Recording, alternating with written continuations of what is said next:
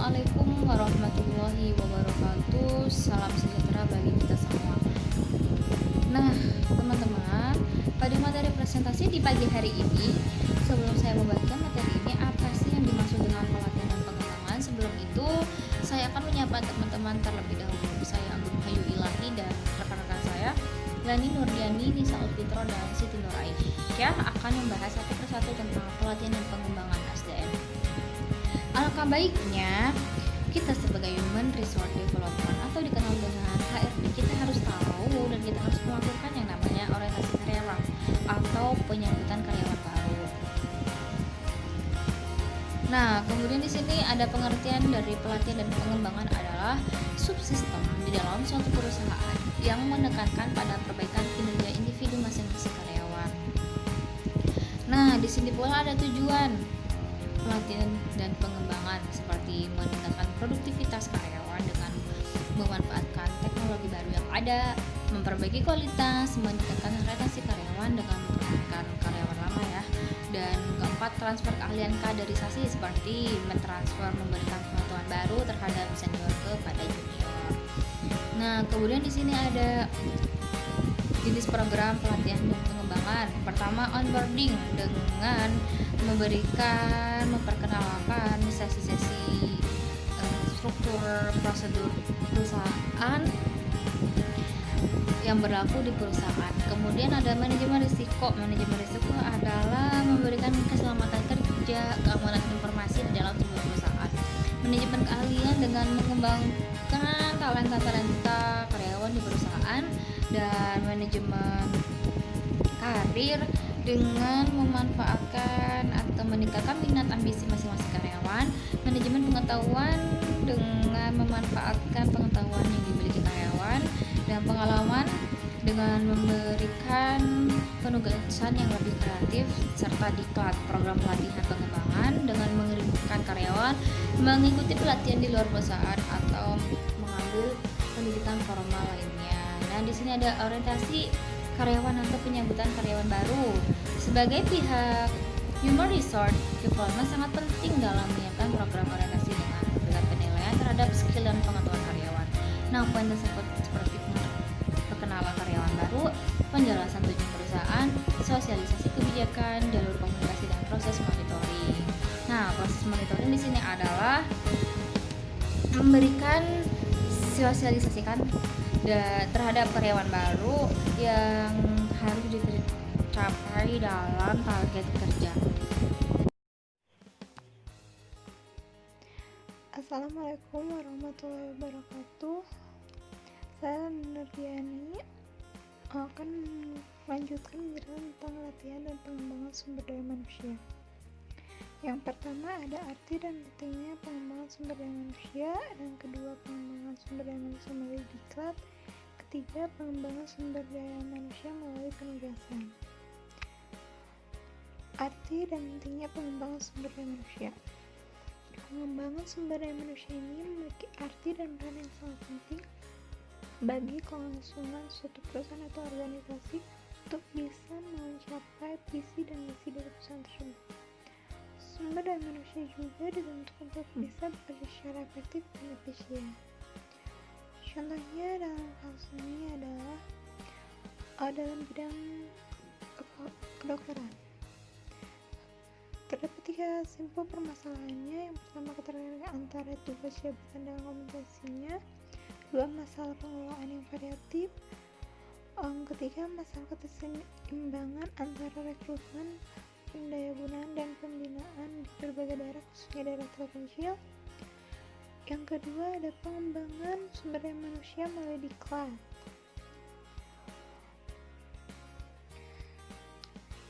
Dengan adanya pengembangan melalui diklat ini dapat dilakukan dengan cara yang inovatif agar bisa menarik perhatian karyawan untuk bisa mengikutinya dan memberikan fasilitas yang senyaman mungkin.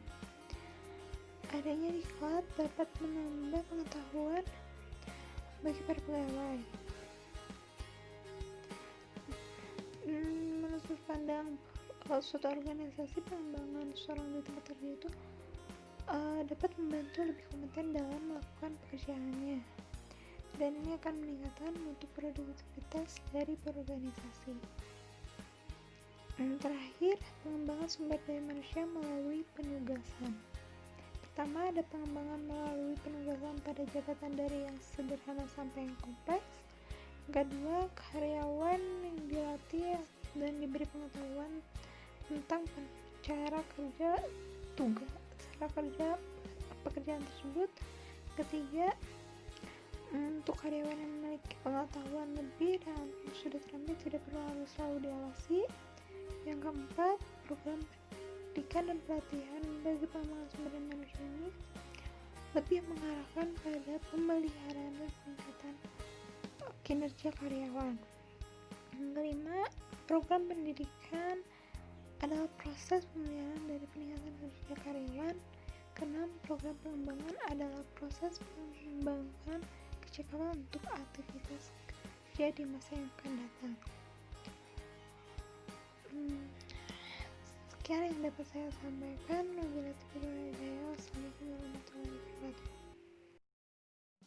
Latihan dan pengembangan sumber daya manusia. Saya Nisaul Fitroh, NPM 101191446. Ini bahasan presentasi saya. Yang pertama, pelatihan dan tahap-tahap. Melatih keahlian karyawan atau skill training agar karyawan bisa bermutu dan berkualitas. Yang selanjutnya,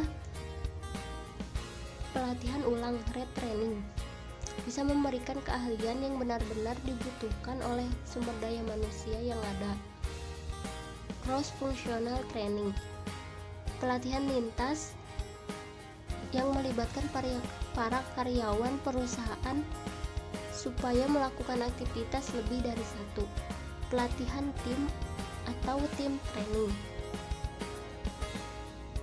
yaitu harus bisa menyelesaikan masalah atau pekerjaan secara tim agar tujuan perusahaan bisa tercapai. Melatih kreativitas perusahaan, pengembangan yang bisa memberikan peluang agar sumber daya manusia perusahaan bisa mengeluarkan sebuah gagasan berdasarkan nilai rasional. Pelatihan mengenai teknologi yang berhubungan dengan perusahaan. Jadi, perusahaan harus menggunakan teknologi supaya tidak tertinggal jauh oleh perusahaan yang lain. Pelatihan bahasa.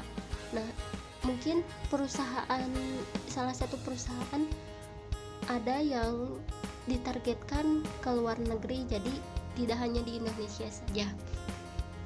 Pelatihan formal dan non-formal. Pelatihan formal adalah pelatihan yang dilaksanakan secara resmi oleh organisasi atau perusahaan untuk para karyawan. Metode pelatihan formal, belajar mandiri, metode belajar di kelas, pelatihan di tempat kerja, unjuk kerja, simulasi.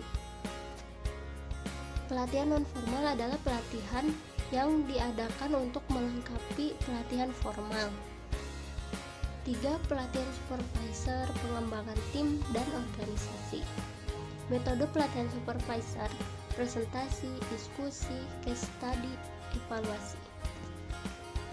Pengembangan tim dan organisasi.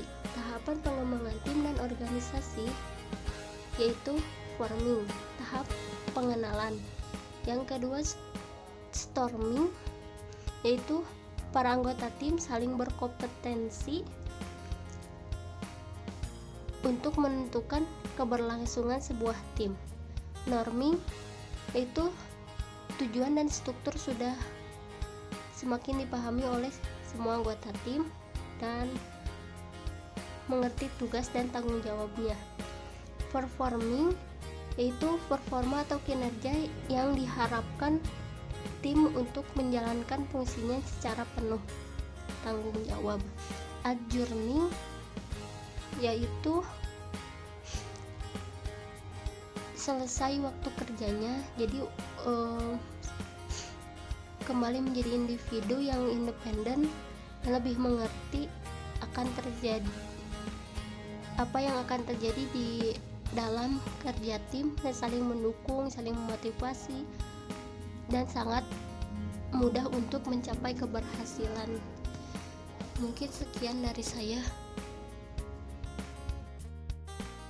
Nah, pada materi terakhir di sini saya akan menjelaskan mengenai suatu konsep pengembangan SDM melalui promosi dan suatu pengembangan SDM gugus kendali mutu. Nah, di sini ada pengertian awal tentang pengembangan promosi. Nah, promosi itu apa sih? Promosi adalah penghargaan dengan kenaikan jabatan dalam suatu organisasi atau instansi, baik dalam pemerintah maupun non-pemerintah atau swasta. Nah, pedoman yang menjadi dasar promosi menurut Handoko tahun 1999 ada 4 dasar promosi. Pertama, seseorang karyawan harus memiliki pengalaman tertentu untuk mencapai suatu organisasi dalam pekerjaannya. Kedua, keahlian. Tidak hanya pengalaman yang harus dimiliki seorang karyawan, tetapi seorang karyawan harus memiliki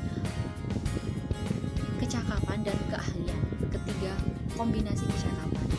Nah, setelah diiringi dengan pengalaman dan keahlian, seseorang karyawan harus memiliki kesinambungan dalam kecakapan dan keahlian yang dimiliki di dalam suatu pekerjaannya.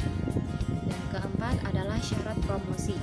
Syarat-syarat promosi di dalam suatu perusahaan itu tidak sama dengan perusahaan lainnya, tergantung dengan lembaga masing-masing perusahaan yang diterapkan. Nah, di dalam 4 poin ini harus dimiliki oleh seseorang karyawan untuk mencapai suatu organisasi perusahaan. Nah, kemudian ada pengembangan SDM GKM atau disebut dengan gugus kendali mutu. Apa sih itu GKM?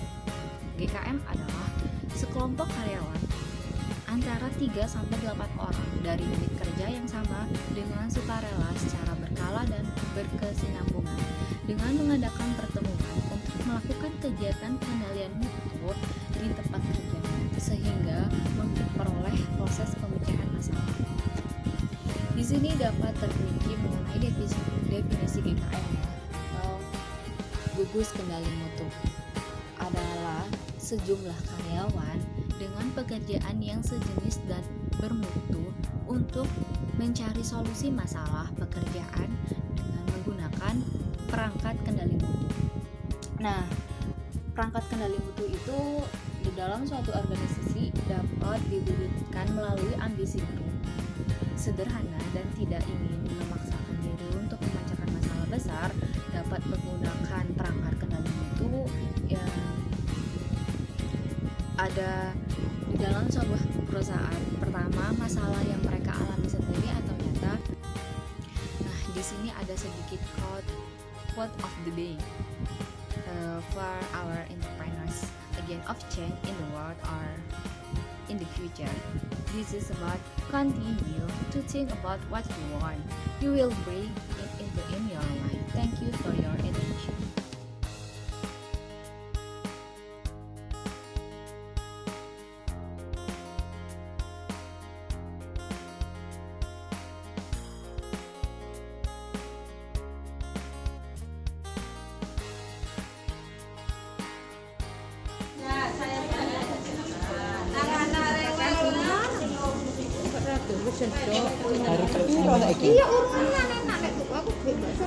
Selamat pagi.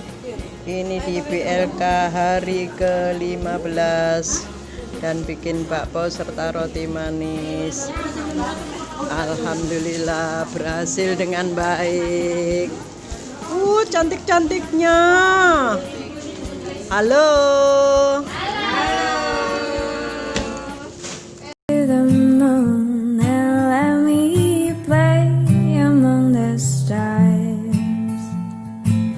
Let me see where spring is like on Jupiter.